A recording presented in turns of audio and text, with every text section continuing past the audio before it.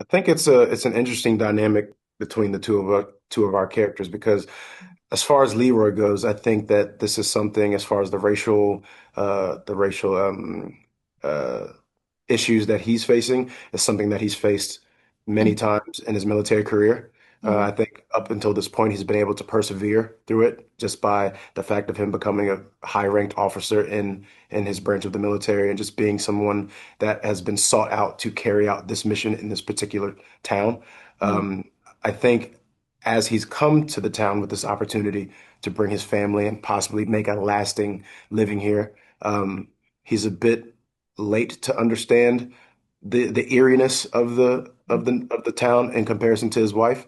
I Mhm. think he's just very laser focused on this mission oriented type of mindset that has led him to success over the years. So Mhm. he's perhaps just a little bit too, dare I say, self-involved to really feel the eeriness and the microaggressions and the elements of the people and the town itself, as opposed to Charlotte. I think he's a little bit behind the curve in that. You're just a man. Come on. Did you say, Charlotte. oh, come I on? said, come on. I think, well, I forgot what we were talking about. Just how we approach the racial tension as Oh, opposed well, what could from be more treat sinister than racism and hating someone because their skin is darker than yours and they have no control over that? hmm, However, I think that Charlotte's compass is Charlotte has integrity and has had to uproot her family quite a bit. And I think she feels really unseen and lonely and also just like she has so much to give, but it's kind of not asked or um it's not that's not her role.